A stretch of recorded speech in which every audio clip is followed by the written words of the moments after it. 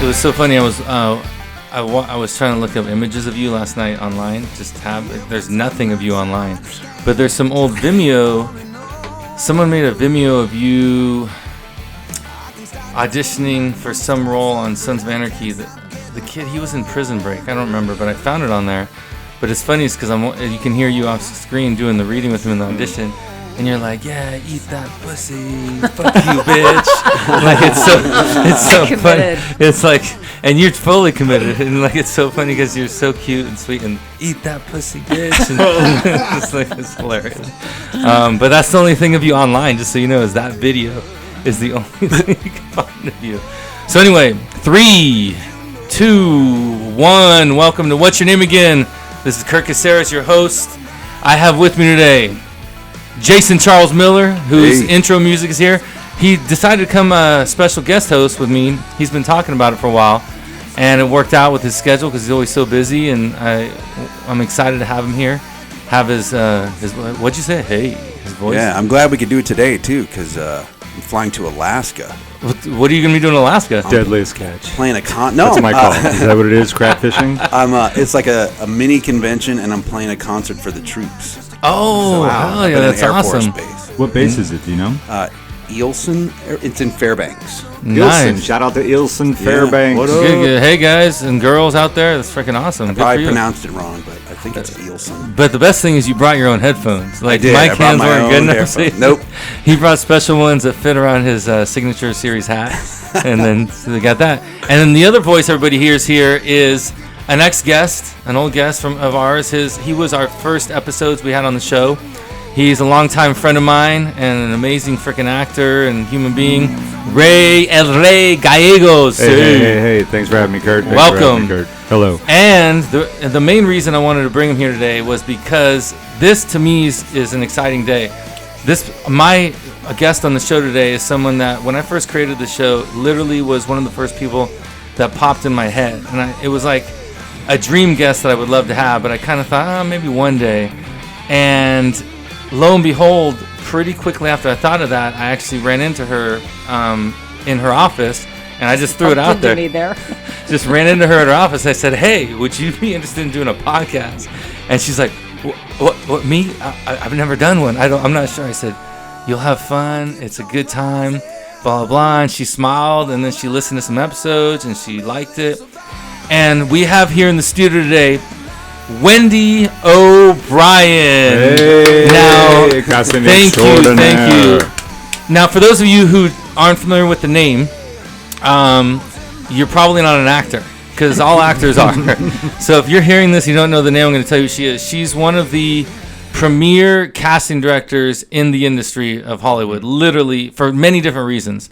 Not only talent, not only the projects she's done, but the main thing is her personality and her approach to her work. And the reason I say this is because in actor circles, when we talk to each other, we're always like, hey, we're going in for this casting director. We all talk. And we're going in for this or so-and-so this. Everyone's synonymous, top favorites is Wendy. Like, oh, you're going to Wendy's? I freaking love her. She's so, oh my gosh, I want to go to, why can't they all be like Wendy, blah, blah, blah. And that's the main reason when I first started this was why I wanted to bring her in here. Because to me, I've been in this business over 20 years, and I know every casting director in the business, retired, still doing it, and she literally is the top. And it's because mainly her personality. Mm-hmm. And she knows she understands, and we're going to get into that why later, but she understands how to make it easy for actors to feel the process and make it as easy as possible, because it's a very stressful situation for many. And she makes it a homey place and a welcoming place. So anyway, we haven't even heard your voice. Wendy, hi. Hi. How you doing today? Good. Yeah. Really good. Oh, a woman of so few words. I see we're gonna have to flesh it out of you here. Mm-hmm. Usually when we go to her office, she's leading the room. So we have to. So look. I don't know if that's an accurate portrayal of you, but this is how the industry sees you. All actors. We love you. Like you are everyone's go-to. Like if we can only go audition for one person, it would be you. Right. And the thing is talent. That's the thing. You do great projects. And like I said, is you make everybody feel welcome. Like I'll go in the waiting room unlike many other waiting rooms, and every actor's just so relaxed. And the reason why is it's already starting the minute everyone walks in. If you've not been there before and you're in a room with other actors who have been there, what's missing is that those actors are not biting their nails. Yeah. There's a pretty ease in the room, and I think that comes from the fact that when you read, Wendy greets you outside the room and takes you in the room, where most casting directors, you have to break that barrier of the door, walk in, and can you carry everything you've been carrying from outside that room in the room? And that's a big challenge for a lot of people, and you take that away. You take it away by coming out of the room, embracing everyone, and going in there with them. So thank you for that. That's amazing. Exactly. And that's everyone. You feel that out on the thing, because usually most waiting rooms you'll see, and I always try to teach because I teach actors too, I coach them, and like the main thing you see in a waiting room is there'll be guys and girls like trying to learn their lines. I'm like, bro, if you don't know your lines by now and your stuff, well, you're not going to get it right now. You're just nervous. But in there's no one like flipping pages trying to get last minute. No, they're just relaxed. Everyone's just kind of hanging out. And like he said, you just greet everybody with a hug and a big that smile right there. And you've got such an amazing energy. Just even if I wasn't in this business, you've got such an amazing spirit and energy, and it shows through your eyes. Like you're such an enlightened soul. And that's what's so beautiful about you, beyond just your physicality, but it's coming from within. So I wanted you to know that, and that to me is why I'm so blessed to have you. When I asked you and you said yes, it's a big deal. You were my number one. I wasn't going to bring any other casting director in here unless you were doing it. And I'm so thankful and grateful that you're here. So thank you. So let's hear about, let's have everybody, let's forget about the casting stuff. Let's hear about you. Like, where'd you grow up at? Where are you from? Like, what part of the world? Well, I was born in Niagara Falls, Canada, but I grew up in a little town outside St. Catharines, but I was actually on the outskirts country part, Fawn Hill, but St. Catharines. Country, like farm country? Yeah, I grew up on a horse farm. Oh. Awesome. Oh, wow. Mm-hmm. Oh, I love horses. Mm-hmm. So did you guys use the horses for anything in particular, or you just raised them? No, my dad was originally in broadcasting and then did really well. Somehow conned his way into buying a radio station as a kid. And so this right here is familiar to you? Well, not really, because I was so little, and but he took sort of a little WKRP kind of radio station, AM 710 in Niagara. Look it up, millennials. Look it up. Yeah, and he turned it into a really highly rated, even took some of the Buffalo and the Toronto market. Oh, wow. Really unexpected, and then did that until I think he was 42 or 40. It seemed old at the time, and now it seems so young. But and then sold it, made great money, and was like, I really want to have quarter horses. So he showed them, bred them, spent a lot of time in Texas, but they ate more than they made. So that had an end date. Doesn't that happen? I've seen that, actually. Exactly. Yeah. My neighbors had horses growing up in Virginia, and it's a lot to maintain, that's for sure. Yes, they eat a lot. So, but yeah. Did you have a big part in helping raise them and take care of them? Did he make you guys like get your hands in there and get dirty? He made my brothers. Okay. I got away with a lot. How many kids in the family? Yeah. 3, 2 older brothers. So you're the youngest. Yeah. Oh, the youngest. That's always the sister. Always has like the tough brothers that take care of her. Yeah. Okay, I got you. No wonder you're like that. So did you rode then? Did you at least ride? I did, but I was to saddle and to curry after, and I was a little lazy. So I kick myself for not doing it all the time. How big was the area you lived in? What was the population? St. Catharines is about 130. It almost hasn't grown since I was there. 130,000. 130 people. Yeah. I guess that's true if I was from so that's pretty big then, actually. It's not bad. I grew up in a town with only like 50,000. So I grew up in Napa, the Napa Valley. Yeah, that's and I grew up very similar though. I was surrounded by horses and cow fields. I used to walk to school through the cow fields and horse fields. So I grew up around that same kind of element. Yes. All my friends owned ranches and everything. So then what was your childlike over there, like growing up with 2 older brothers and horses? Like, did you play out in nature a lot, or did you? Yes, well, my brothers were 5 and 7 years older, so I had a lot of time to myself. And it was busy. Like my mom was busy. So it was a lot of just time alone. Did your mom work, or did she stay? Was she stay at home? She was at home, but she had the farm to kind of run. Too. So she did a lot. You know, especially as I look back. Wow.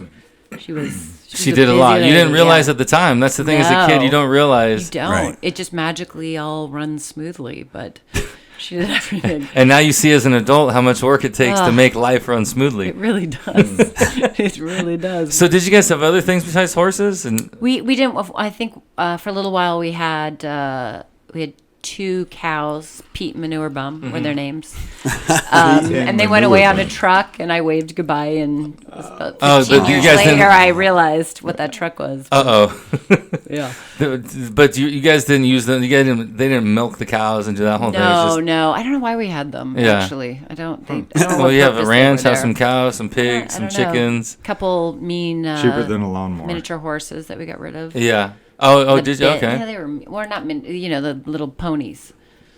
My Little Pony? My Little Pony before it was a thing? Yeah. So then what did you end up doing after you finished in that town? What did you end up doing after that? Where did you move to after that? Well, so I went to school in Seattle. Where? I was a student athlete, University of Washington. So what sports? Rowing. Oh, okay. So, and the town that I grew up in, St. Catharines, I think per capita there was more rowers than anywhere in the world. It's sort of How is that? Yeah, it's like a little mecca. We had a race course, and so a lot of rivers in the area. No, it's just off of Lake Ontario. There's, the Port Dalhousie has a rowing course. And well, it makes sense because your body's and your physique, you could swimmer, rower, water polo, one of those sports. That's what you look like. Well, it's kind of a misfit sport, too. So the coaches would go and scout at basketball games because height's really important. Mm-hmm. And, I was super aggressive, but I couldn't get anything in a hoop. So it was sort of like, okay, why don't you come over here? We got a better sport. Let's give you a stick and throw you in the water. Yes. You don't have to think. Just pull. Yes. That's awesome. Yeah. So my brother did it. So then I went to Washington. So you're a Husky? I'm a Husky. Oh, wow. So I was just there. I go there a lot. My brother lives in Redmond. Oh, okay. So I always spend the Very holidays close. up there. And every time we come into the city, there's the stadiums right there. It's beautiful. Beautiful. I love it there.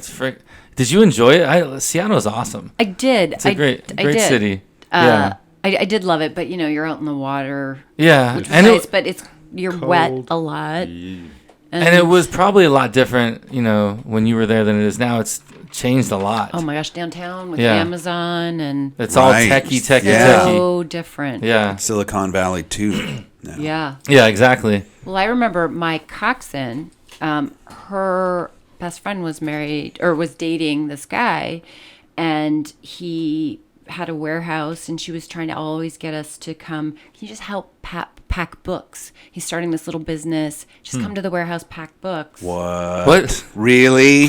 Seriously? Yeah. Wow. No way. And that's still her best friend. So it's like, oh my gosh, it was that time, and the Pearl Jam and all that Love Bone had just. That type of the industry. Was it that time in music that opened you up to the Hollywood thing, or did you have an affair with movies as a kid? Did you ever see yourself I know my wife comes from a small town, and she always knew she was going to leave. Did you have that? Yes, I think it's that country mouse, city mouse. Like I couldn't wait to get off the farm, and I wanted to live in New York. That was since I was little. I wanted to be in New York City. And for my 13th birthday, my parents took me to New York to kind of be like, here you go. And this was like 80s. Drop you off in Times Square. Good luck. It was bad New York. So you're stepping over. Home. Yeah, that New York. You're stepping over bodies and people sleeping on grates. And they were kind of like, huh, what do you think? I'm like, I love it. Like I am never going to live on a farm ever. Anything to get me off the farm. Yeah. Throw me in anywhere. Right. Anywhere with noise. So then you went to college in Washington, in Seattle, and then what'd you do after that? Well, so so my whole life from high school and college was rowing. Yeah. And being a Canadian in the American system, now it's much more collaborative. But then I would have to go to Victoria for camps, try and make a national team. And so is Victoria big with the camps for the rowing? it was sort of the main camp to get onto the national team and to eventually try to make an Olympic team. And so I was trying to do that from afar, which was really difficult, and to stay in good graces on the team. So I didn't know it was 92, and I didn't make a team. And so I was I didn't know what I was going to do. And I was sort of rowed out at that time. Yeah. You're going to commit to 4 years. But as an athlete, though, see, I went through the same thing. Then that's all you've done your entire life. Then all of a sudden it's over. Yeah, you sort of had blinders on. What the hell do I do? Like I had nightmares for a few years after I knew like football was over, because I played all the way through college. After I had nightmares for years, like I don't know what do I do? That's all I've known since I was like 12 years old, 11 years old. And then so were you lost for a while? State, right? Yeah. Yes, you looked me up too. Okay. Yeah, I went to Sacramento State. So my dad, I knew my senior year, I got to have a plan. I have to figure something out. And you have all that work ethic and you have all that drive, and all of a sudden it's like, well, what do I now do with it? And my dad, I don't know where he came up with it, but he said, what about casting? Because I did like drama. Really? But I didn't. That's the most random. Yeah, right. Some dude from a farm says, what does he know about casting? And I was like, what is casting? If I told my parents casting, they'd be like, I know. Like casting a line? What's going on? Yeah, exactly. My dad, he reads, a couple books a week. I mean, he just knows everything about everything. And he remembers dates. He remembers, his mind is so incredibly sharp. And he pays attention to everything. Yeah. So it was exactly my question. What is casting? And he's like, in the credits where you see casting by, and he said, if you take, what your English, which I was an English major, creative writing emphasis, and I did want to minor in drama, but because of traveling with sports, you weren't permitted to. Oh, right. You could never be in a play. Oh, you weren't. Right. When you mounted all the shows, you were gone. So I was able to do both. I did it off season. I couldn't do it during the season, but off season I did plays. To major in it? Oh, yeah, I have I have a major in it too. So I would do the plays off season, not during. Yeah. Yeah, I was not allowed. Wow. So you wanted to be an actor too? Well, I think when I was little. And then I remember I took like little local acting classes and stuff. And then I remember in grade 9, my drama teacher, because you had to take drama, took me to an audition. I was at a school in Toronto that year for a year. And she took me to an audition. I want to say it was Dr. Pepper. I can't remember what it was for. And it came back, and the girl she also booked it. And I was driving back, and I was like, so like what's the difference? And she's like, well, you've got talent, but she's a hell of a lot prettier. And I was like, I'm not interested in this. Oh I have a mirror. I'm aware of everything. So that was your first taste of Hollywood? Kind of. I was like, I don't have a skin for any of that. Yeah. And maybe that's the empathy now. Because of that moment. To everyone in the room. Yeah, because it's I was gonna ask you about that, since you're talking about that. Since it came up, where did that empathy come from? Because you'd be surprised how few have that. I am truly shocked by that, because, on the basic level, it's self-serving. Yeah. The more comfortable you are, the more relaxed you are. The better you're going to get from everybody. You're going to come in and not shit the bed. You're going to come in and do a great job. And really, it's everybody's goal. And this is one of those, like, what would you want actors to know? It's everybody's goal for you to walk in and be the one. And to put it to bed. If I can cast it in 3 people, I feel like I'm in sync with the material, the director, the producer. Like that's like, wow, I feel great. But it only serves myself for you to come in and rock it, right? So on that level, also, it's such a difficult job because it's not being on set. So it's a whole nother skill set that you have to learn in addition to your career choice. You have to learn how to audition, how to make believe without props or without anything, or with, crappy reader, whatever you're... Or someone that's way too into it. Have you ever had that? No. Oh, as a reader? As an actor, we've all had that where it's someone is auditioning behind the camera. And you actually have to I'm sorry, can we go back? Kind of like you're way too into it. They they start crying for some reason. You're like, what? Yeah, I do think that's important. I think you have to give enough that you can help keep your minds away from the distraction. So enough to engage, to be like, we're right here present. Don't worry about the rest. Right. But not enough that it's distracting or takes away from anything. So I think it's important in our job to have that right balance of enough but not too much. And I think that is exactly. Do you think you came out of the gate with that, or was that something you learned? I actually really do, because so from Seattle I went to Vancouver and I cast there for 5 years. Oh, okay. Oh, really? What years were those? So well, the jig's up. Okay, so well, you could have done it when you were 16. Yeah, I could have. I said that the for college. Is up. So 92 to I left at the end of 96, beginning of 97, same year you came. Oh my gosh, you should be interviewing me. You know too much about me. And that was when Vancouver was really exploding, booming. Right? Where all the productions were coming there and a lot of big stuff was happening. That's what I was asking, because I used to work in the 90s. I worked in Vancouver a lot. Oh, did you? There was tons of stuff up there. Did you hang out at the Sutton Place bar? The Slutton Place? Yeah. Oh yeah, the Sun Place in the hotel, right? All the locals in the hotel, kind of like hoping to. Yep. No, back then I took the industry way too serious. Like if I was on a job, I would never go out. I wouldn't socialize. I was like, I gotta like get my rest and blah blah. But now I'm more like relaxed about it. But I would never go out. I was like, no, sorry guys, I gotta go in the hotel. That was your sports background, right? Your training, exactly. Your discipline, your approach to good. Everything bled over into. It's so true, and you realize this is it's a little different, but it's also what you and Jason were talking about before, like your bullshit meter, or your, like you also are like, you can put it in perspective pretty quick. Yes. Yeah. So, oh my gosh, we keep jumping all over the place. So back to empathy for the process. Yeah. So I think I always, and that time that lady told you you're not pretty enough, is that the moment, or do you think it came from actually? I don't know, but I obviously still talk about it. So it did have it was a real like, You seem though that you're just an empathetic person in life anyway, I think others. I am. I think in general. Maybe it was the animals. I love animals. Maybe it was growing up with. Maybe. And maybe what about like teammates from being on rowing for so many years? Like, You have an empathy, but then you also have the kill or be killed too. Yes. So it's a bit of both. No? And I'm super competitive, so it's crazy because I can turn that off. Like because I still race, so I can still. Oh, do you? Mm-hmm.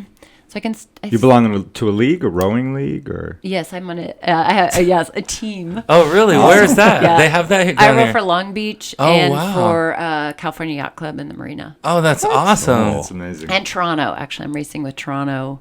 Wow, look at you. Next month in Amsterdam. That is so. Wow. Oh my gosh, that's so freaking cool. Yeah, it's fun.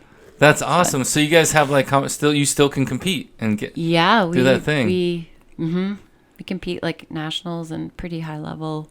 You were for Googling the wrong thing. Older. And you can't find anything about her. It's good. You're private, which is nice online, which is great. I wish I could be like that. So that's the thing though. The athletic thing is huge, and I always try to explain to people that is like the difference between someone who played sports and someone who didn't is that killer attitude. There's this different thing that it's instilled in us from a young age that other people, it's hard for them to understand, because sometimes I'll approach situations with this tough mentality, like this no bullshit mentality, and this champion.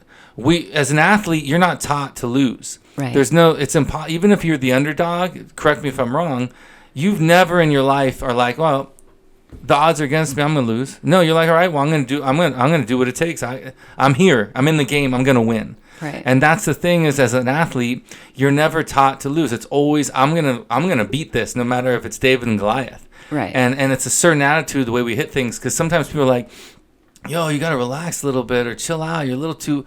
And I'm like, this is just who I am. Look, you're still competing.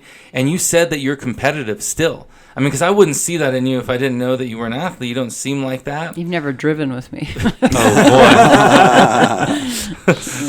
boy. Do you have road rage? Yes. Or are you like weaving in and out of traffic? I'm not an asshole, but if somebody's an ass, then yeah, exactly. Yeah. They'll hear about it. Yeah. They'll hear about it. I won't. Yeah, I don't back down. Yeah, which is that's good. I like that. So, well, see that's awesome too. I love that too, because then you also on the flip side can look at people on the other side, actors, and you can see through bullshit too as an athlete. Yeah. And you see weakness too, like because weakness isn't attractive, and correct me if I'm wrong. When an actor walks in the room, they are carrying an energy immediately before they even open their mouth, right when they walk in the door.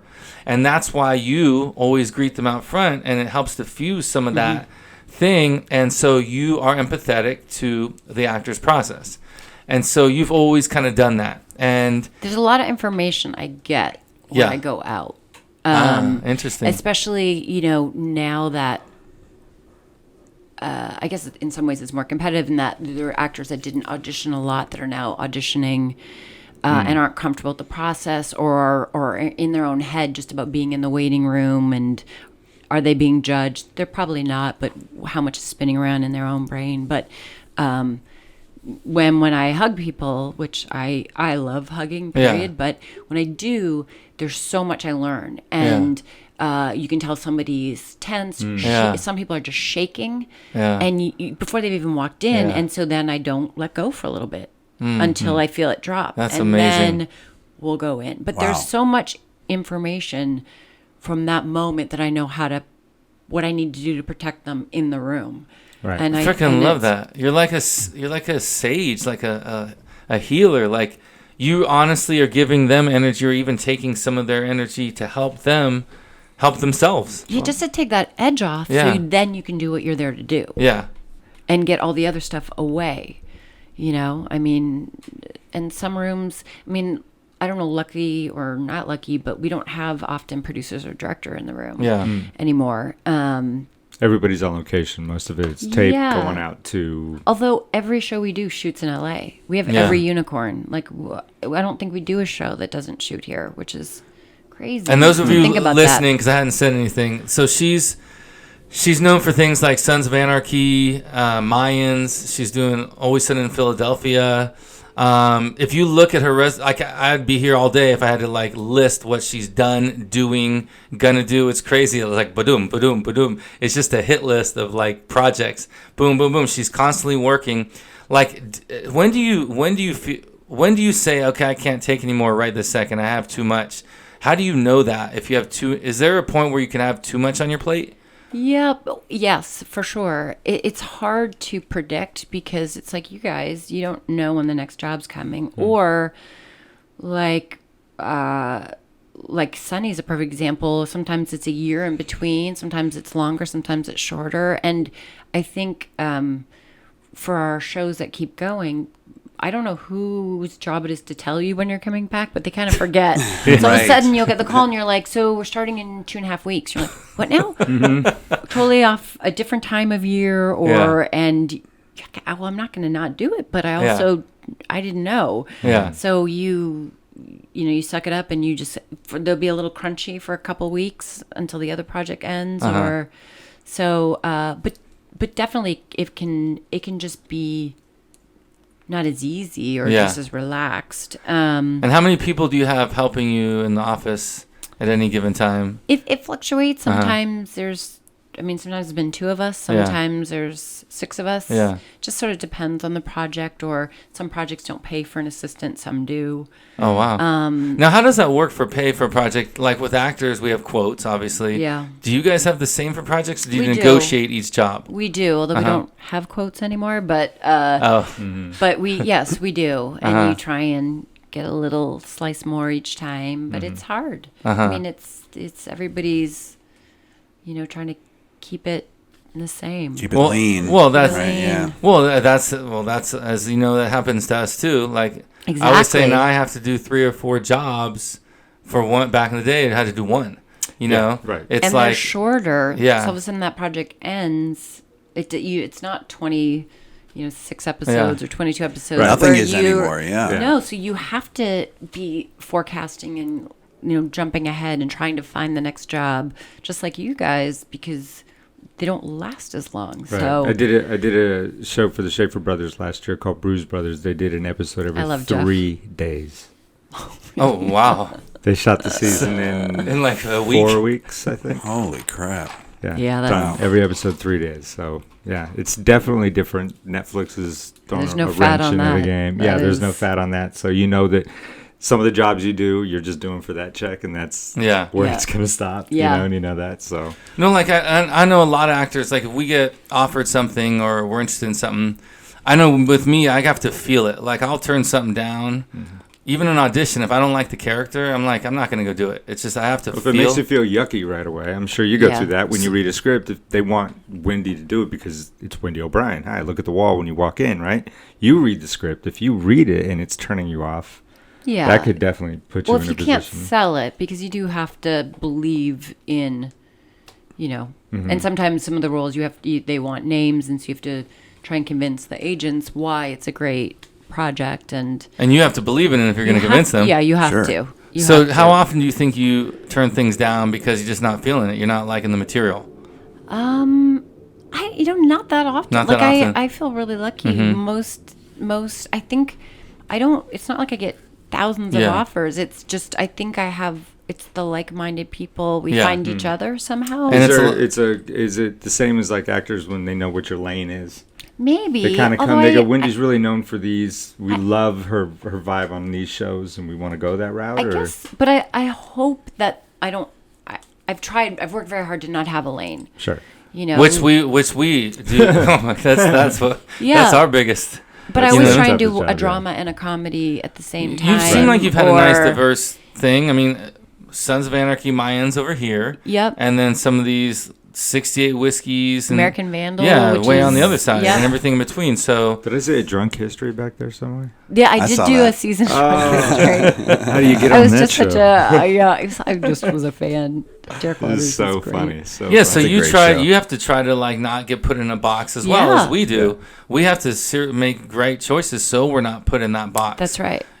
So Yeah, it often feels like too when you go to your office that you're not wasting your time, which is great. It feels like you know the actors well enough to know that if you're bringing us in, this is where you see us, right? Right. So I don't even think I can think of a time I got material to think of like, why is she calling me in on this? Right. And Like, if never. you did, would you then think, okay, there must be method to the madness, or would you just think it's madness? No, I would think there's a method to the madness because I have definitely worked with directors before where you think you're going down one road, you get on set and it's a completely different ball game, and you just have to be able to adapt to that. So if you wanted me to come in on that, definitely coming in on that because I know you're thinking something I'm not seeing yet. That's great. So I'm definitely like, all right, let's go check this out. Now there are other casting directors I get that from and be like, what are they thinking? yeah. Or they don't really know me, or you get an offer for something, they go, well, they don't know who they're actually offering it to. They don't really understand that. You know what I mean? So That's but true. that's With another you, thing. with you, I think I'd always, no matter what, say yes. Yeah.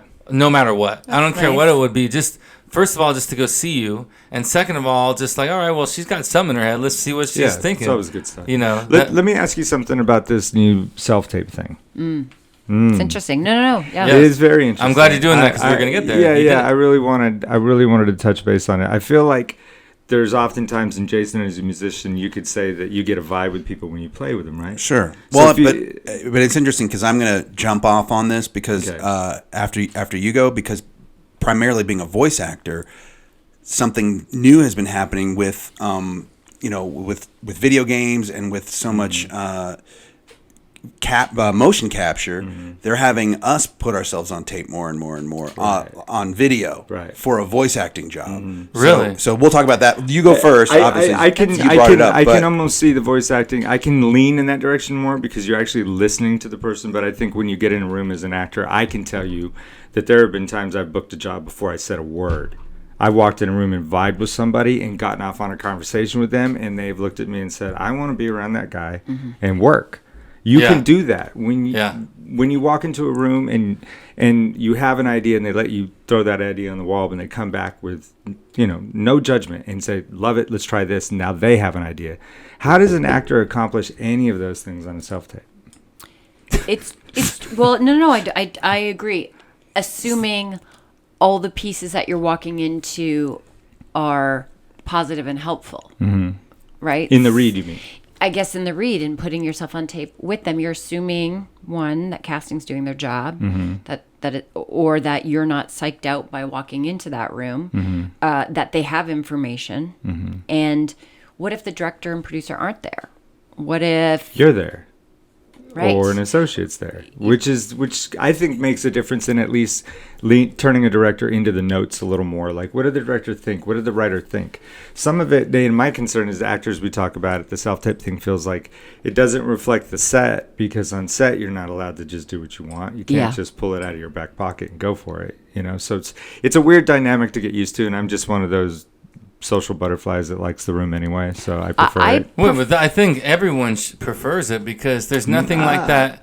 I know a lot of people that don't. Well, because like then they're not good all. auditioners and they're scared to go in there, because nothing beats the personal connection.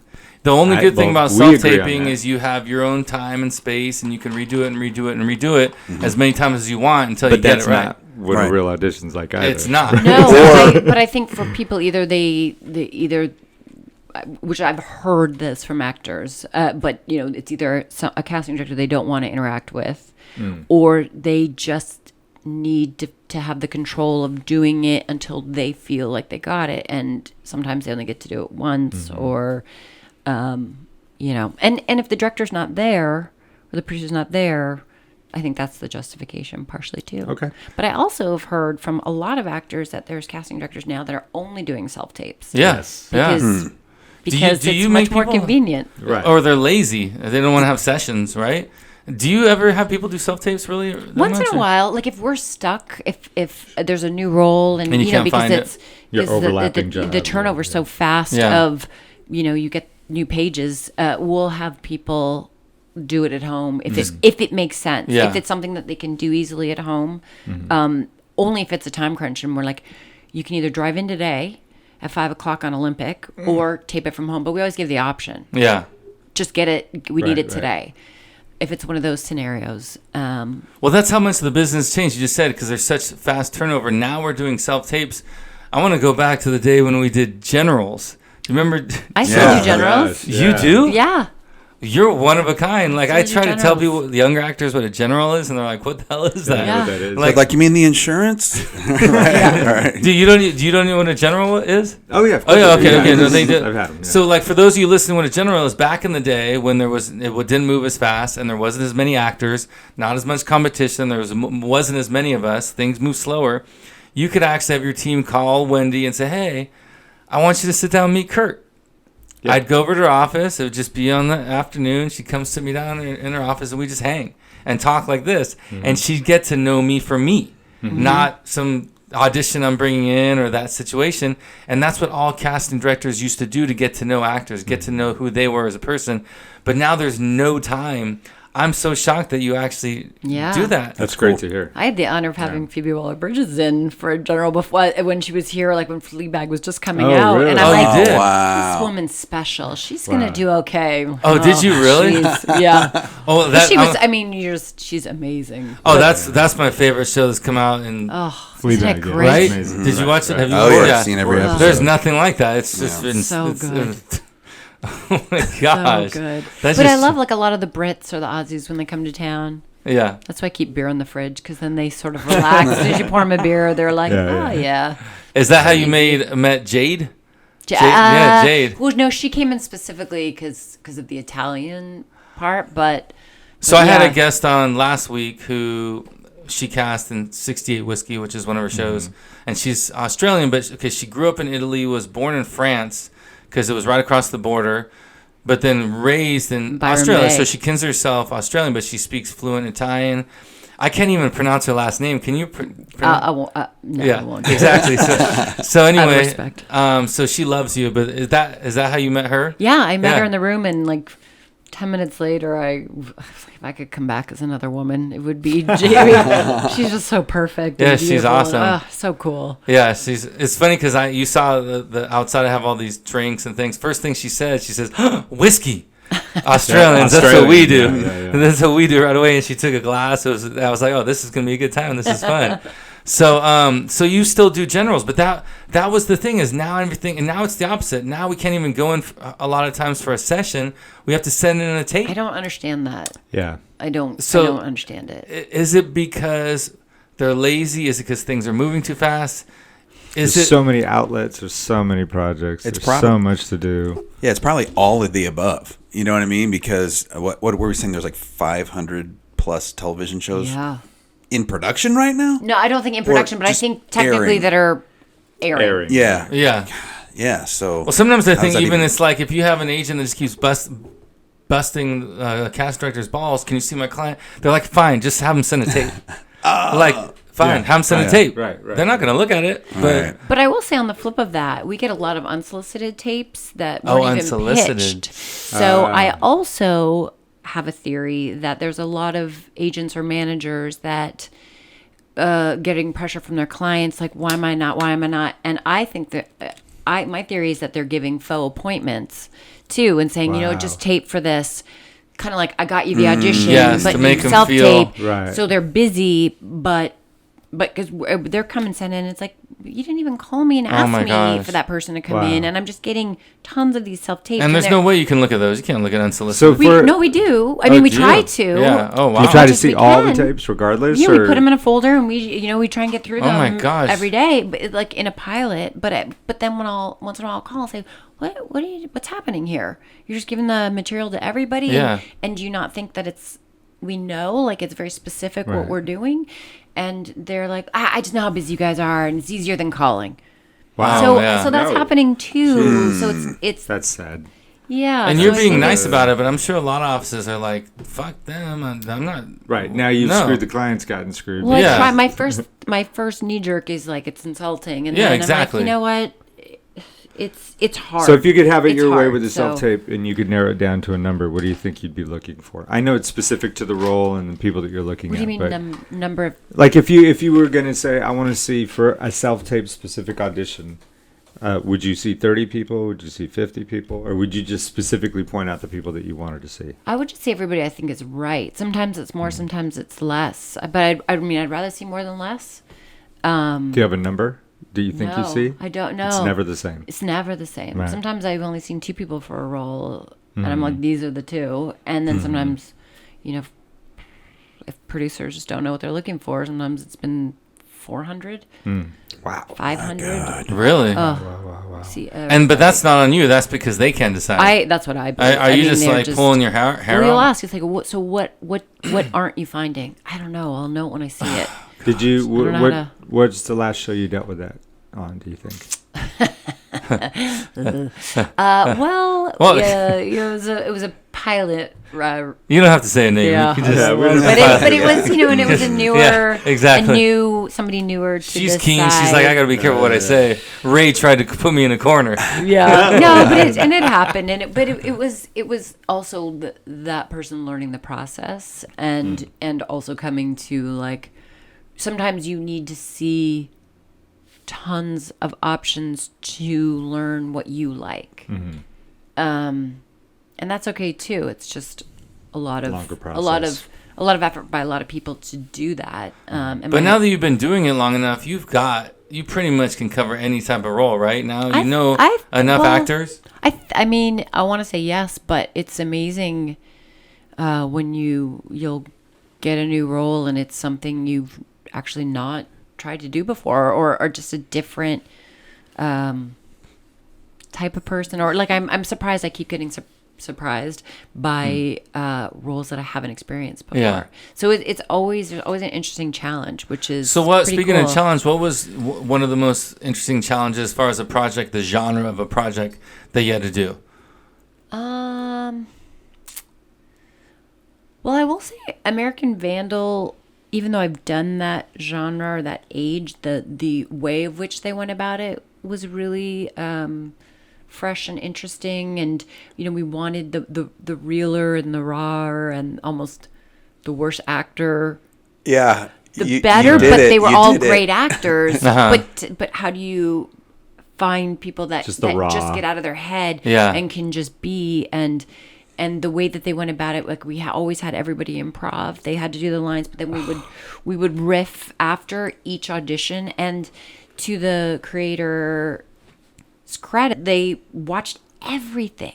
Did they and really? That's huge, because you can't always get the creatives to watch everything, and I get it. It's after a while you're like, it's like speed bumps on the road.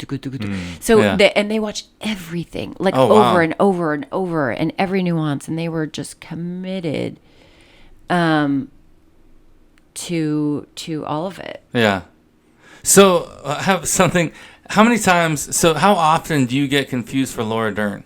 I've always right like my whole life I've just never. It's really come up recently. Like it hasn't. Well, because now she's all of a sudden made this big comeback. Like she's killing it. Now she's killing it. So I'm sure people look at you and like double take. You don't get double takes.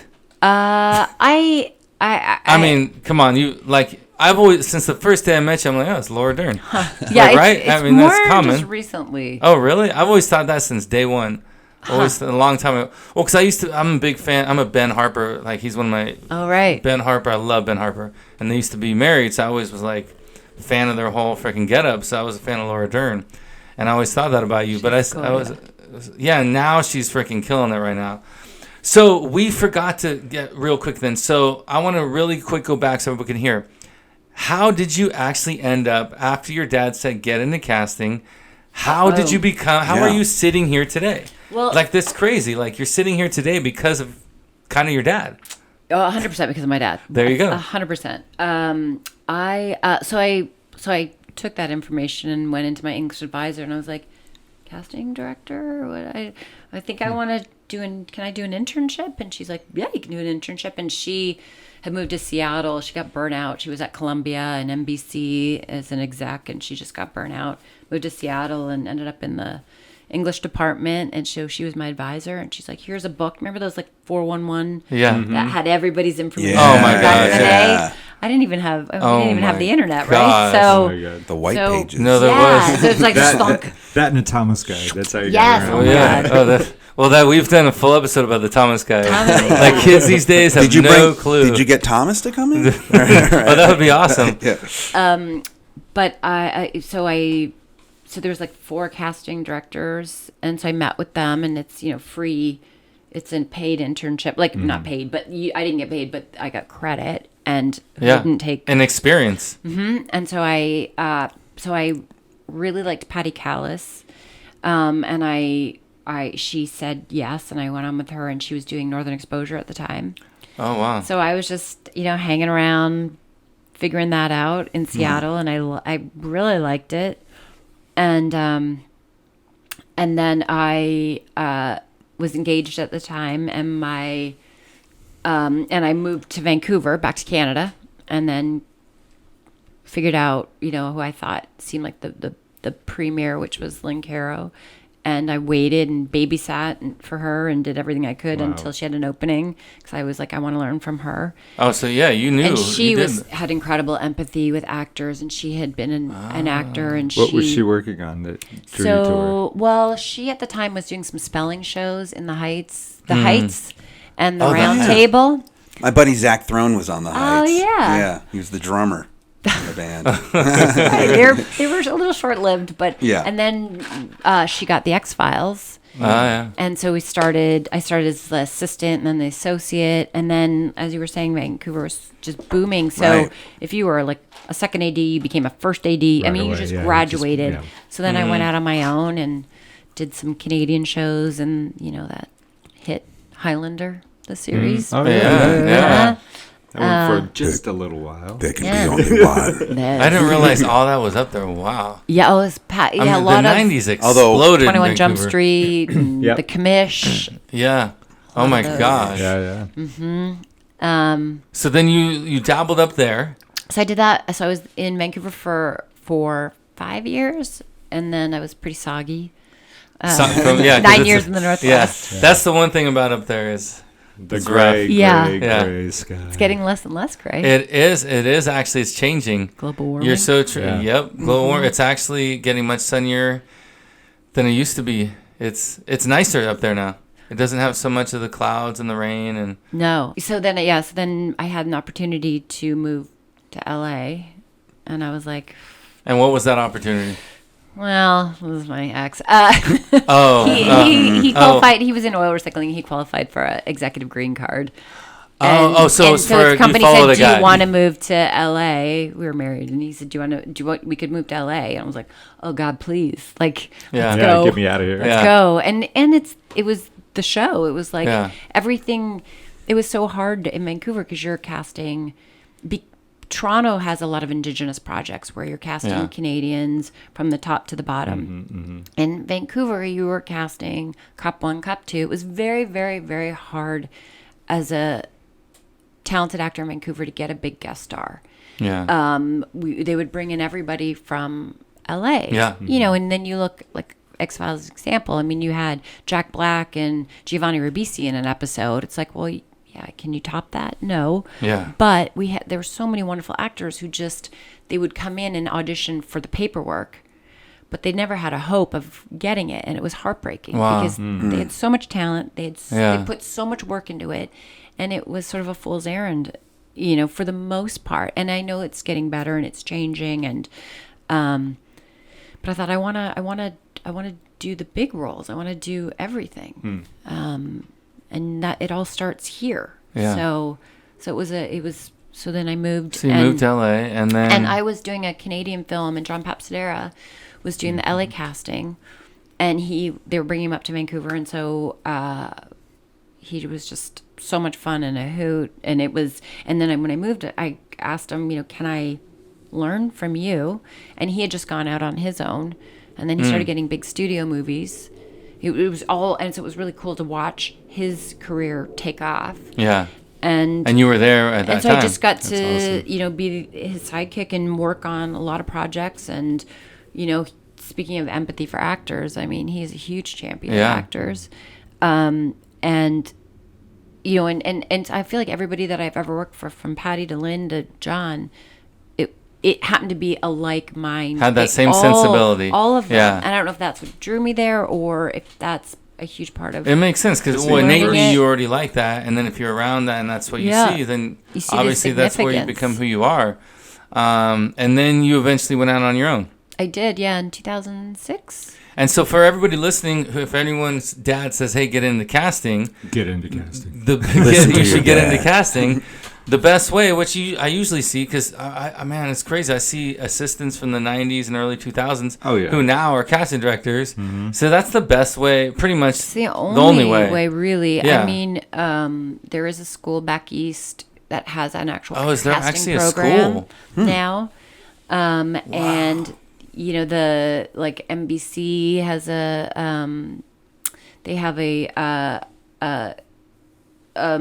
like an internship program where they are helping people learn how to do casting and be in casting. So there's a few options, but it's pretty small. I mean, you know, you just gotta get in there. What was before you went out on your own, was there something that you did that they gave to you while you were working with other casting people? Did somebody say, here's your first one on your own, or did that happen on your own? No, you know, I had contacts still from Vancouver, and John would let me do sort of side projects. So I would try and do those in the wee hours. And then actually Gavin Pallone, John was doing a movie for him, and I had done this Canadian film. The actors had sex in the movie. They weren't, I mean, they wanted, the director's goal was for them to do that, but to really have sex? But yes, but obviously you can't. Right. But people do ask, but they were so heated, and it was a very sexual film, and they went for it. And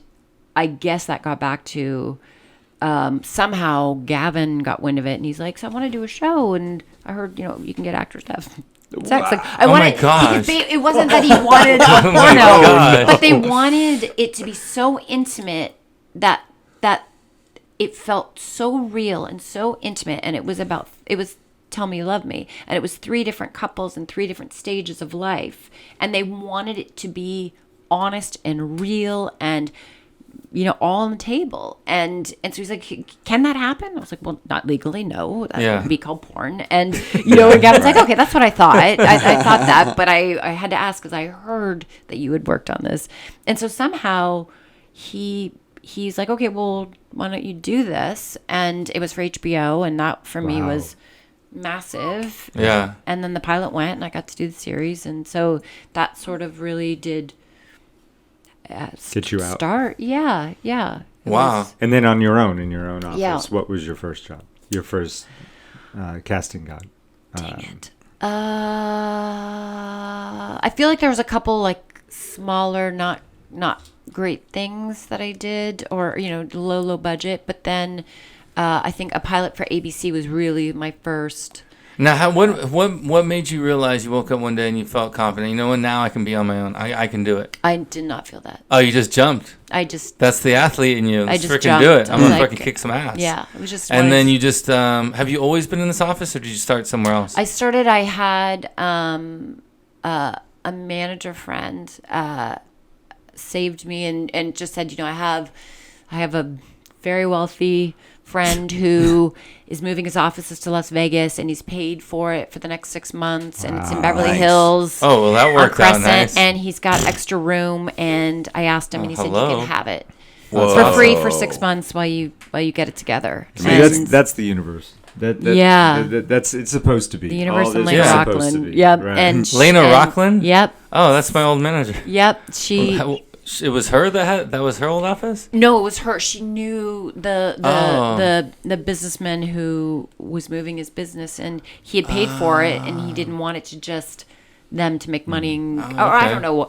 That's what I imagined. I was with her for like 10 years. Wow. Yeah, she was instrumental, and so it was so Lena kind of a had something to do with funky. you. Okay. I was next to John Carabino because he also had some space there, and it was a funky. It wasn't really meant for casting, and then I was broke. I had no credit, and I had to find an office on Craigslist. So I was subleasing where you didn't have to fill out any credit report. So for everybody listening, that's guerrilla casting. The casting director struggle just like the actor struggle. Yeah. No money, gosh. trying to make it month to month, trying to make a name for yourself. I was broke. And, exactly. Yeah, and there was like a sweatshop going on. Kids' clothes in the back. It was bad. Wow. Oh my god. But then there was a midnight run. She took off in the middle of the night, owed rent, took my deposit, and the landlord's like, I like you. You want to just sign your own lease? And I was like, thank gosh. And so I've been there 12 years.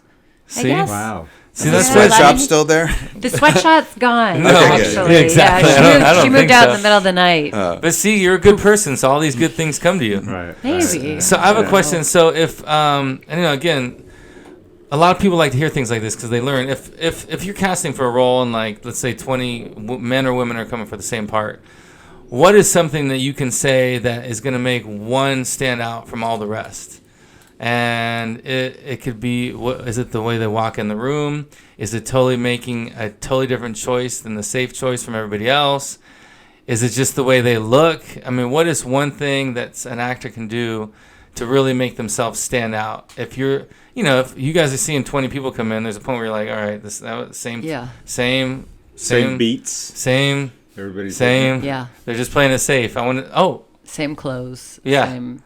Oh, this one walked. Oh, look what they just did. And all of a sudden you wake up because it's something different. What is it that one can do? Well, I think there's the two versions. There's things that you should not do. Okay. But then there's This things is you perfect. can There do. we go. Yes, Okay. thank you. So I think that you can do, and I've heard you guys touch on this too, but I think it's trusting you're enough and bringing you to it, and it'll be right or it won't be right. Yeah. It'll fit or it won't fit. But as soon as you start second guessing what we want or what the director, you don't have that information. Yeah. Sometimes I don't have that information. Yeah. And so sometimes just you finding the way that you would say it, it's so different. And even if it's not 100% right, it's like, oh my God, I never heard those lines that way. Didn't even occur to me that it could be said that way. And then that becomes interesting. And then maybe they'll have you end up on the day do it just like you gave it to them. Everybody else, Exactly. or how everybody else came in and did. Like, you know what, I love that, but actually, let's do it that. But you still stood out, and it wasn't phony. It wasn't for the sake of just being different. You just trusted your instincts or who you are. Well, now you just touched on something I think that brings tons of fear to actors, and that is having some liberty with the dialogue. I think that people are very enslaved, or not enslaved, but very, very committed to the words, committed to the way it is, and they come in there with that. But you just talked about a time when somebody might step outside that. Well, that's different, actually, because I'm saying your take on things. That I didn't hear the words said in that way. Okay. But they might be the words. It really, that's a bit of a gamble, because I've worked on shows like Stephen Falk on You're the Worst. You want to say the words as written. And you may improv later, but he wants to know you can say the words. That you actually can do it. Can you deliver it the way I've given it to you first? Can you? And Sure. then let's play. Okay. Because I know that they played tons on that show, but they always did it as written. But if somebody could make it better, I think it seemed he was very open to that. But, you know, and there are certain shows we do that they want to know you can say these words. Other shows, they don't care. So it's like you kind of have to know. You have to gamble. Right, yeah. Can I? And I do try and tell people that, like, hey, you can go loose. Go for it. Or we'll do it. And I'll be like, let's do a loose one. Yeah. So it's, you know, I try and find that. Or to be safe, which I always kind of try and run the scene a little longer. It's just a habit. But so they can see them do the lines, and then they can see if I know somebody's really good at improv, I'll always try and keep it going for a second, so they can see that muscle too, to be like, they're funny. You can use that, because that's the great thing about doing drama and comedy for you guys, for us, is you can do both. Yeah. And it's fun when you're doing a drama to have a little bit of comedy. Yeah, in no, there, you or a little- always. I love that about you. You always let us kind of play. Yeah. And keep going and have fun with you all the time. Because sometimes those buttons are what I think sometimes can win a job. Exactly. When they just hear that sharp or something great, and they're like, oh, okay, great. Yeah, and to they're see funny. an actor that can do that. But I like what you said about just being yourself, because that's one of the main things that especially newer actors do, is they try to guess, what does casting want? What does producer want? What does the director? They try They'll to never guess. know. You don't have any freaking That'll idea. drive you crazy. Yeah. Literally, Yeah. you know what makes you different from everybody else is you. There's no one like you. Exactly. So just That's walk exactly. in and be you. Yep. And then give your, think creatively, think outside the box. Yep. But don't try to guess what they're looking for, because you're going to, and then like you said, I agree. I don't think being too worried about the words is going to constrict your freedom and your flexibility. You don't want to go way off path, but being not so married to it and just, Yeah, there's one Right. thing about being a little flexible, and there's one, like some people become indulgent. Yeah. Oh, yeah. But it happens, more No, than yeah, They yeah, just it start happens. like, It's just like Yeah. I'm close-ish. Oh my gosh. well. No, I've worked on shows. I did a show for Antoine Fuqua, and one of the other actors would come to the set every day with a script and say, "Oh, I'm not saying that." Like none of it. I'm not saying any of that. How does that happen that person's hired? That's the question we all ask. well, she has already gotten to a place, I guess, where they can do that. Yeah, Because they're the newer still person's moving. not They're still doing that. moving on. They're still moving on. I found as an actor, sometimes I think the only time I would take a liberty with it would be in a movie setting or in a film script. I feel that's where I would be loose. But for network TV, I would never dance outside the lines. You want to give them what they want, And they'll come in because they're looking at it for time. Right, Yeah, they're they're They're literally they've looking timed at it the all out. commercial break. Yeah. So the script supervisor will come right in. Yes, this word. Oh yeah. Make sure you get yeah. that. Yeah. Every time, because exactly. it's all timing. Right. So that's where it matters. But in an audition, correct me if I'm wrong, you don't have to worry so much about every word. No. Because then you're going to kill yourself trying to be worried about getting every word right. And You not just don't know the just intention. the intention, Right. just being present and being there. And I think if you remember the interview I did with you, I talked about knowing you're crazy, right? I say there's two actors in Hollywood. They're both crazy. The only difference is one admits it and one is denying it.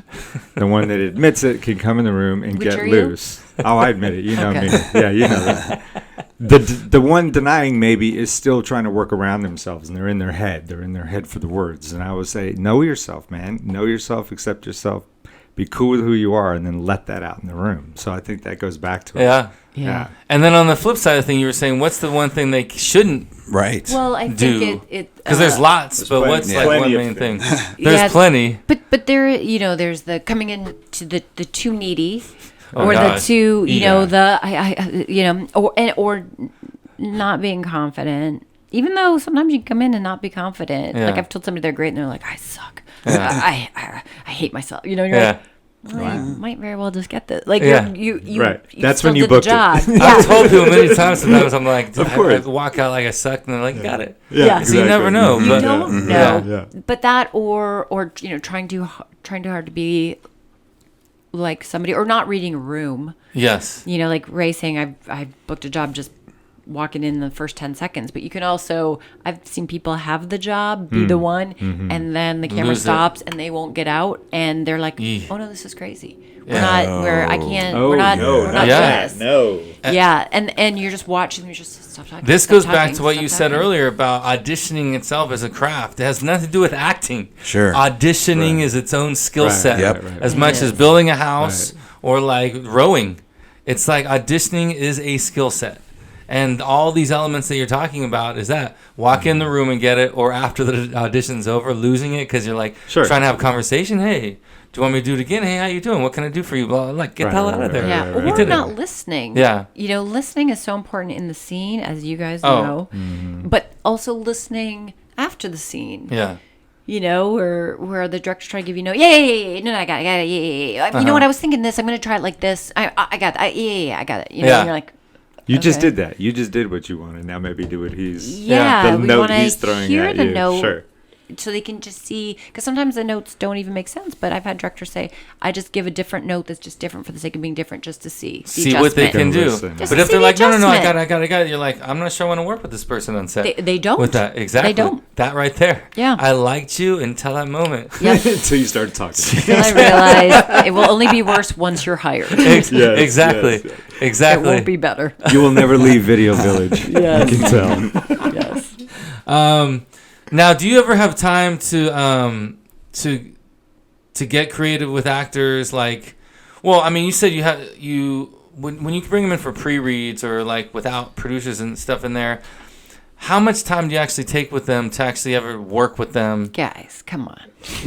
Well, we know. You know. We know, but there's people. A lot. I mean, I'm asking there's these been things one-line 'cause I roles that have know. been 10, 15 minutes. I know, that's why I asked the question, because that's why I love you so much. It's like, she sits there and talks with you about it, works with we'll you. do it till we get it right. Exactly. And that's what's great about it. Or what I think they're looking for, or if we don't know, we figure it out together. Yeah. Sometimes I don't always know. Yeah, because some casting directors you go in there and do, and they're like, did you like it? Did you like what you did? I'm like, I don't know. You tell me. You're watching it. It's you. Yeah. I'll do it again if you want, but I'm cool with that. Yeah, You know? sometimes it's But they're fun just- asking me, hey, are you good with that? You Right. tell me. You are on this side of the Yeah. camera.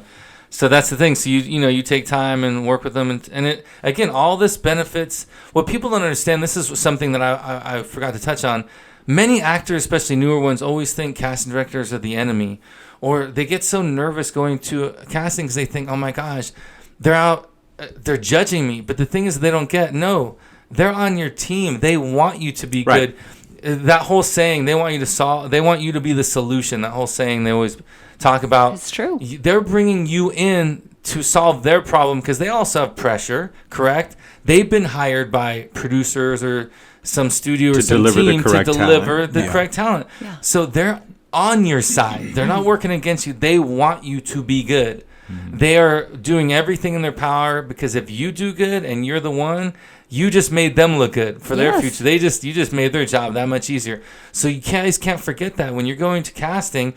Don't get all nervous and scared like, oh my gosh, they're looking at me funny or they're judging me. No, they're on your team. You're doing it together. Yep. And that's a lot of things that newer actors forget, or even vets. They forget sometimes that, yeah, you're one of the nicer ones. You have a more homey environment. Even the ones that are more hostile environment when you go in, they still, we know those. We won't be shaking hands today. We know that already. Yeah. Thank you. Thanks for coming in. But even those, you need to solve their problem. Yeah, you know, that's right. unless, you know. Well, it's a direct reflection of casting as well, right? They're not going to bring someone in they don't think they can do the work. No. Yeah. Right? I mean, the music to my ears is after a session where a producer looks at you and says, everybody was so good. Like, we could cast this That's 4 awesome. times over. Yeah. And you're like, oh my gosh. Then how do you guys decide? Oh. And that makes the Well, 90-minute then- drive to Palos Verdes much easier, right? No, but it's a wonderful feeling of like, and to know, I know what you're going to do. I know what you're going to do. Or I have an idea of what you're going to do. And really, if you have the audition, we don't see that many people generally for a role. So we're putting our eggs in your basket. Sure. We're like, I believe that you're going to do this. Right. At Yeah, a certain exactly. point when you walk in the room and there's only 3 guys in the waiting room, it's everyone there is going to bang that out. That's what you're hoping, right? If Yes. there's 4 people, all 4 of To these give you guys different, are going to go interesting for it. takes. Right. And I hope right. none are the same. Yeah. Right. And that's the thing. Sometimes we'll go and we know all the same guys. Sometimes we go up against some guys, and like if I go and I see Ray at one, I'm like, all right, it's on. It's on. Yeah. You look in the room, you know all these guys are gonna bring it in their own way.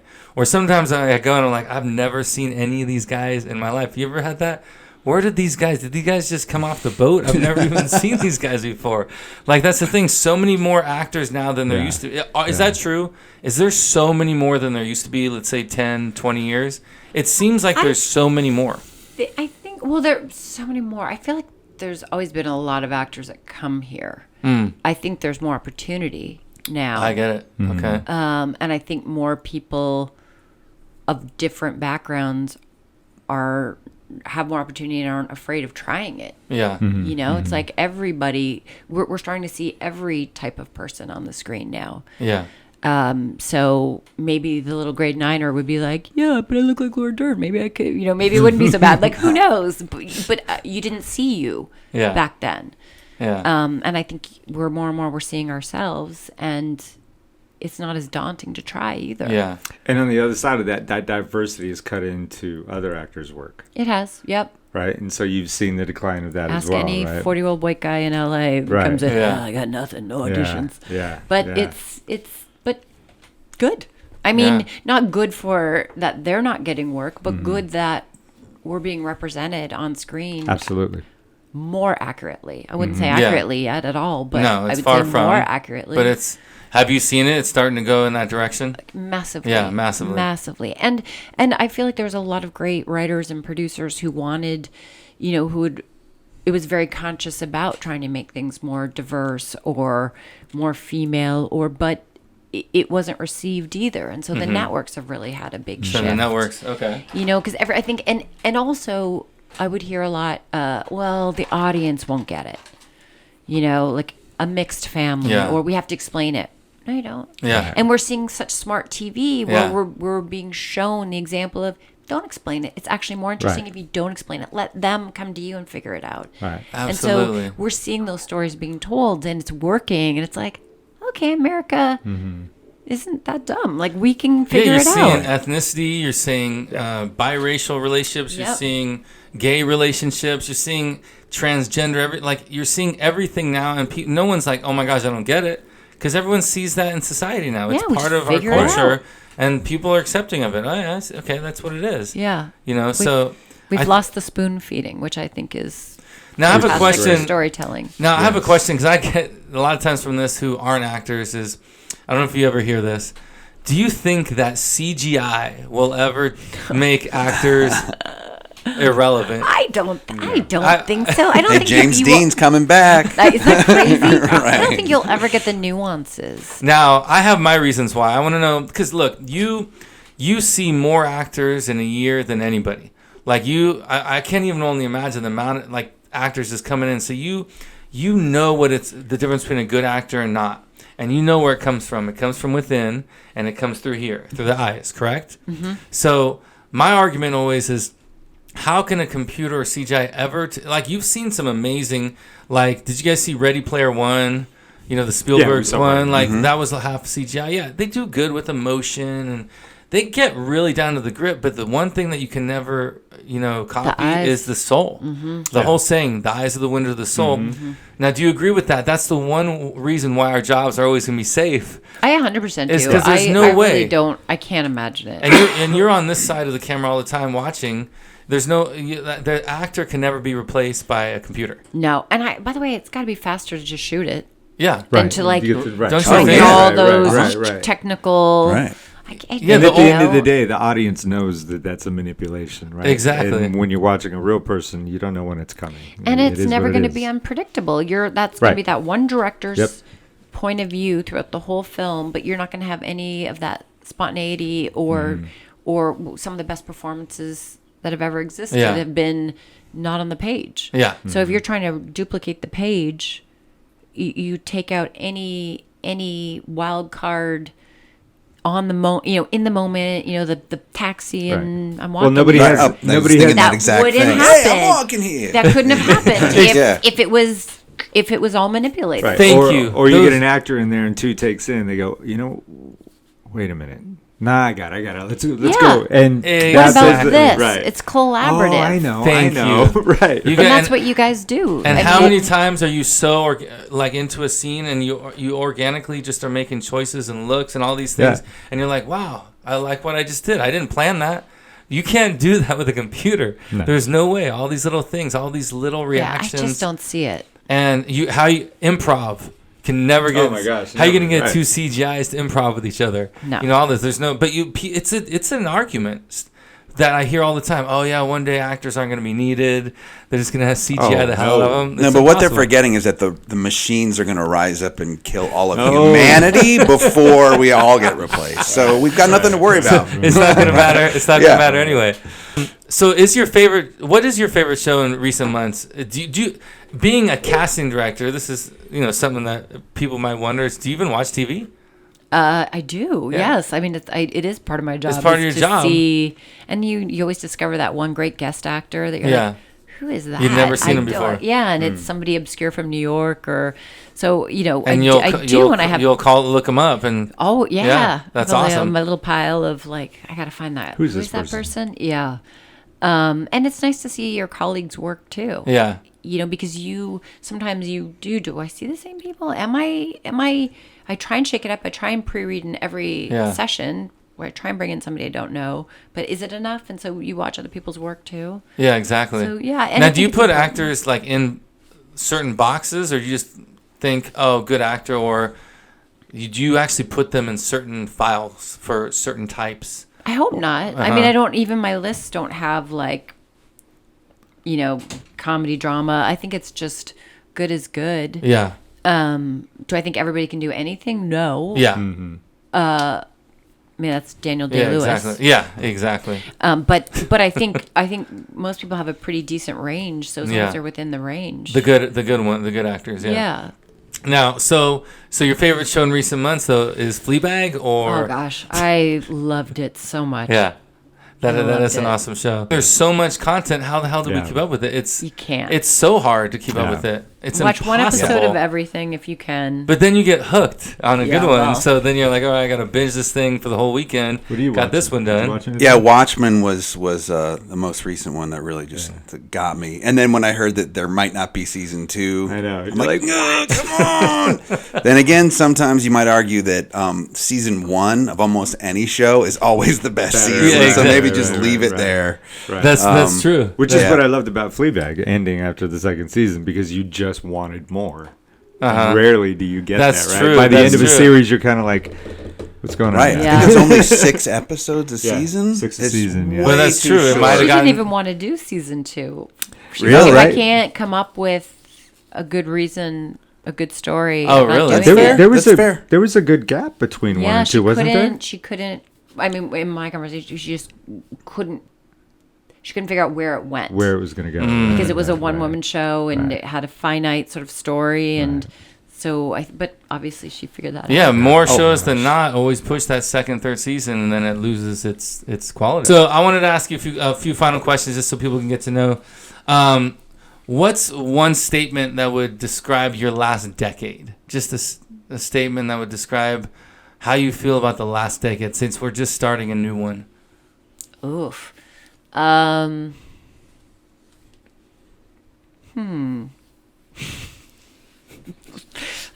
a. I started like welling up in tears. So something's happening. Oh, this is great. It's a therapy session now. Yeah, maybe. You're safe here. Probably a lack of balance. Maybe. Yeah. And we don't even get into details. Fast and free. Yeah. Busy. Fast and free. Yeah. Busy, fast and free, but a lack of balance. Yeah.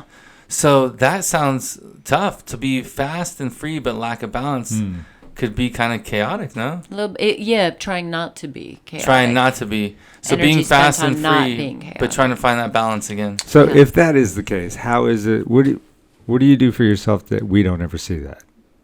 How is it we don't ever get that vibe when we're in the room with you that maybe there's some imbalance or, really, we don't. I don't. I've never Well, it's my have. favorite. It's what I enjoy the most is Right, so is you feel the best when you're sessions. there, So that's what keeps me wanting to do it, and the some of the chaos is just like when things change at night or new roles or Is their chaos always work related?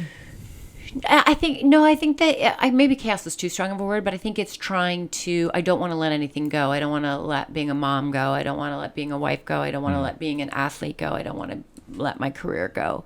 I want all these things and my friends. And so I feel that every day I feel like I drop a ball. I've just accepted I will drop a ball, but I don't want it to be the same ball every day. Yeah. So one day it'll be a personal ball, one day it'll be a work ball, but to try and keep that moving forward and grow. That's powerful. Okay. That's a lot. But that's the age kind of we're all in that general vicinity anyways, because we're wise enough to know better, but we've already made all kind of like those youthful mistakes, but now we're wise. Right. And so now we've kind of figured out what we want in our lives and what we don't. But then you put more pressure on things like these things, like I can't drop that ball and this is what's really important in life. I didn't see that until now. And, I don't really need this anymore. And you really kind of make it more a finite thing of what you need. But then that puts more pressure because that's what's special to you. And do you give yourself enough personal time outside of work? Do you? Because No. you don't. No. That's what's interesting. Like, well, that's actually one of my questions. Actually, is if you had one thing that you could do that would just be to pamper yourself. It could be anything from sitting down and reading a book to what is one thing that you could do that you don't do for yourself that just to. Because I have something for me. My thing is always like I always feel like I need to travel more, and I don't. And I always was to say, well, I will one day. And now, 20 years later, I still haven't traveled like I should. That's one of those things like I know I need to get out and do that. And I keep, well, I will when I have this. I will when this happens. I will, blah, blah, blah, blah. What's something that you feel that you could give yourself to make yourself healthier and maybe work on that balance a little bit more personally?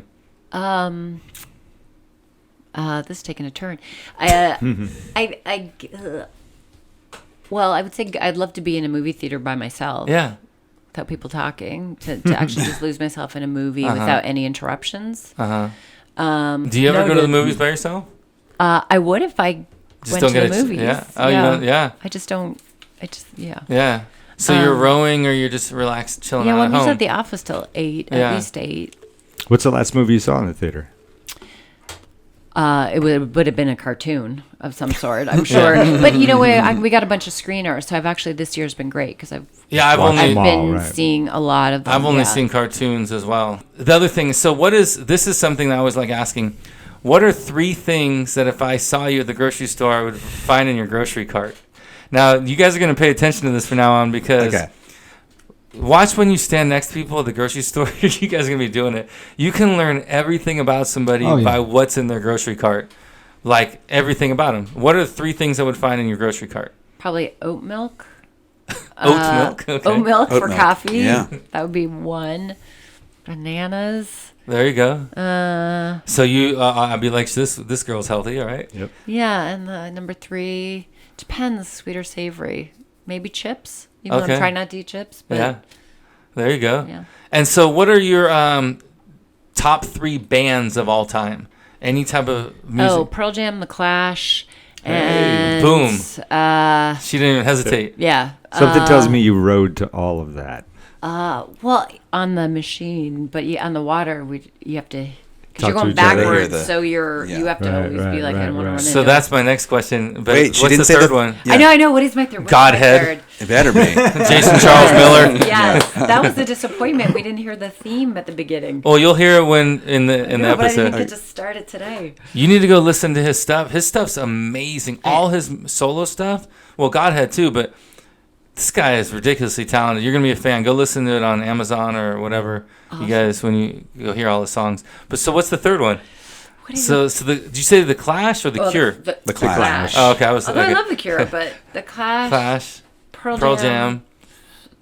Eddie Vedder is everything. And Eddie Vedder solo. And Eddie Vedder. I know. I would almost lean to the Stones just because if you have a bad day, it just solves everything. Yeah. Okay. So then let's go to the question. What is the one song that you listen to when you have to work out? Like, because I always think about that when I'm at the gym or I'm hiking. I see people doing their thing. I'm like, what is that song that is gonna be your eye of the It's tiger terrible. song? I don't know the name of it, but it's like. Now you got to sing it.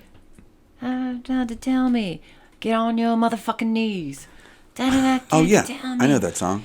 Come on, Jason, we need you. I know it. I love this. Favorite Keep going. Get on your motherfucking knees. On your motherfucking knees. I know exactly what song that is, but I can't remember what artist is it. I don't know the artist either. Isn't that terrible? It's like a weird name. Because it's almost like a sample, right? Like it feels like they put that. Yeah, in. it has the Yeah. It's so good. It's not the Prodigy, is it?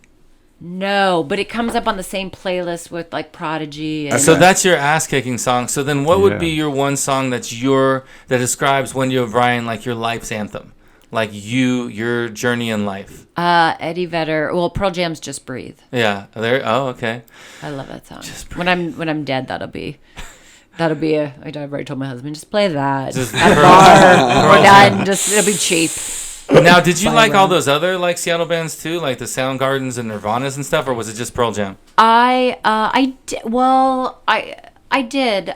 Mother Love Bone. You know, I Which was for sort you of late guys, to do follow you guys know about Mother Love Bone? Yeah, I know. I wasn't really into that, but I know who it is. So a lot of members of Mother Love Bone became Pearl Jam. Oh, that's why. Yeah. That's right. Yeah, when he passed. And I did really like Nirvana, but it seemed like at the time you picked two sides. You were either Nirvana or Pearl Jam. Right. But so I love Nirvana more now, and you know Dave Grohl's continued to be amazing. Well, Dave, exactly. And I, and Screaming Trees, I loved. Yeah. Like and it was weird when I got there. I want to say it was 1990, but when I moved to Seattle, and I felt the same about Vancouver, all the music was like my brother's music. Yeah. I was like, why is it Dan Fogerty? Like it's all old stuff. Like it was all, nothing felt new. And in Toronto, we had this cool station that was CFMY that was like The Cure and Depeche Mode and all this new music that was coming out.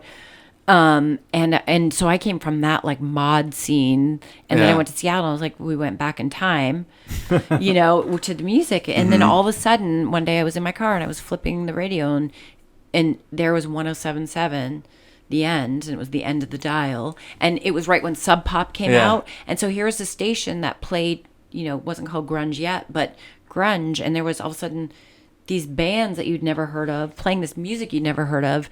Yeah. And you went and got flannel, and you were like, "I'm in." And it was just this cool. Did you go to a lot of like concerts or like bars with bands in Seattle? That whole I did because there's that bar. There's a bar or two famous that are downtown that I guess they say everyone came through. I remember walking by it a few times. Pioneer Square. There's a few of them. Yep. Did you ever go to those and just watch bands? I did, but like we rode on Saturday, and and you're competing for your seat every workout. That's true. You got to be. So I was. You can't mess around. Friday night I was in bed. Yeah. And Saturday night I was exhausted. So I did, but I always had my eye on the prize. Yeah.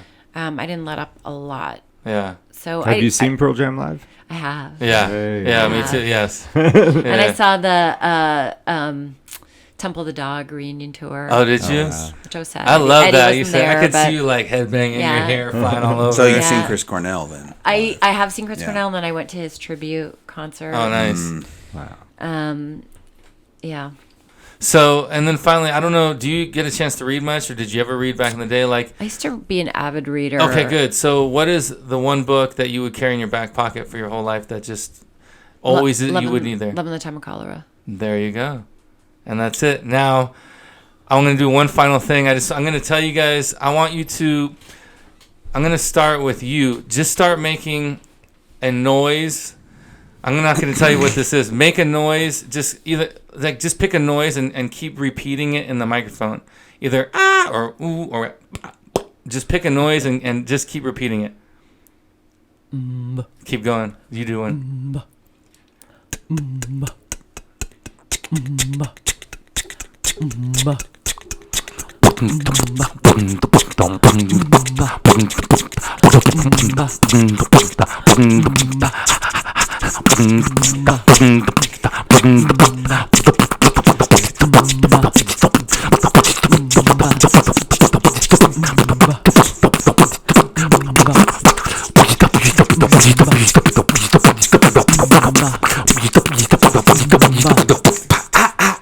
Oh, okay, that's our beatbox section.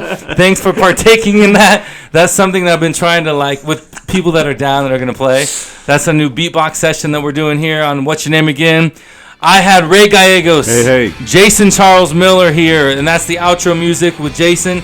And I am so thankful. This was freaking awesome. You just made my day and made my year. Just that smile and look at you, just the way you're sitting there, and you finally got comfortable at the end. Like you just put your hands back and your elbows, and you got comfortable and you just relaxed into it and just became part of the room with us. And I appreciate that. Thank you so much, Wendy O'Brien, for being here. Wendy O'Brien. Yay, Wendy.